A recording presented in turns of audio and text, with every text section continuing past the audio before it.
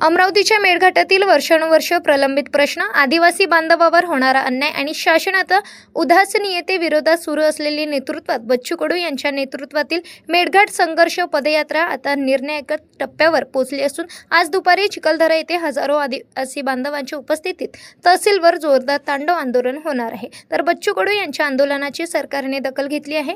दुपारी 3 वाजता राज्याचे मंत्री उदय सामंत बच्चू कडू यांच्या आंदोलनावर तोडगा काढण्यासाठी येणार आहे। यावेळी बच्चू कडू यांनी प्रतिक्रिया दिली, सरकार शांततेने ऐकेल एवढं शहाणं नाही आणि आम्हीही गाढव नाही की सरकारने दखल न घेता आंदोलन थांबवू। आतापर्यंत आम्ही भोलेनाथ होतो, पण सरकारने शांततेचा आवाज ऐकला नाही, तर आता हर हर महादेव हो असा इशारा त्यांनी दिला। मेळघाटाच्या प्रश्नासाठी लढा थांबणार नाही, गरज पडली तर हातात त्रिशूल घेऊन तहसील कार्यालयात घुसून तांडव नृत्य करू असा इशारा बच्चू कडू यांनी दिला।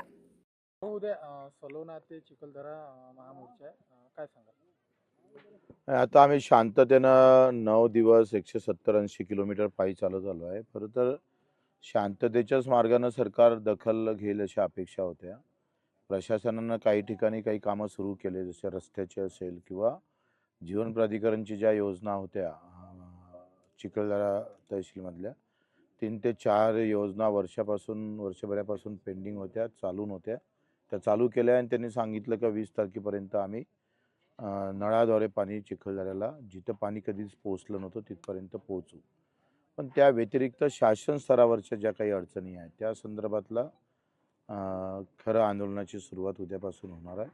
आम्ही शांततेच्या मार्गानं हे सगळं करत असताना अपेक्षा होती का या 8-10 दिवसातच काही निर्णय होईल। मला वाटतं सरकार शांततेनं ऐकल एवढं शहाणं नाही आहे आणि आम्ही एवढे गधे नाही आहे का आंदोलन काही सरकार दखल न घेता आम्ही संपवणार। एकतर तळपत्या उन्हात आम्ही हा प्रवास केलेला आहे आणि उद्याचा हा लढा आमचा भगतसिंग मार्गाने राहील। हातात त्रिशूल घेऊन आम्ही तहसीलमध्ये घुसून तांडव नृत्य करू, त्या ताकदीनंच लढू।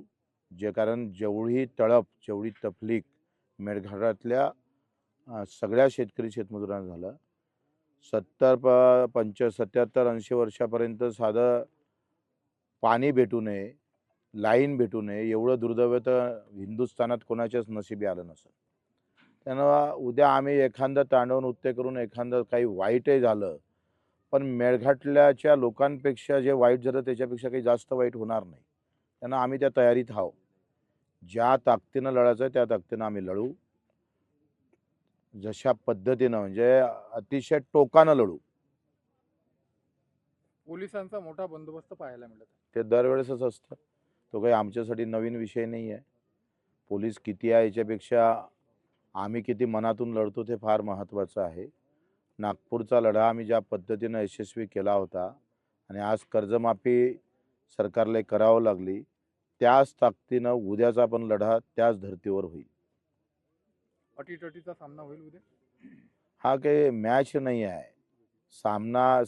सामन्यासाठी काही आम्हाला काही मारपीटसाठी आलो नाही, पण सरकार जर शांततेच्या मार्गानं ऐकतच नसेल तर फिर अभी तक आतापर्यंत आम्ही भोलेनाथ होतो, आता हर हर महादेव होऊ।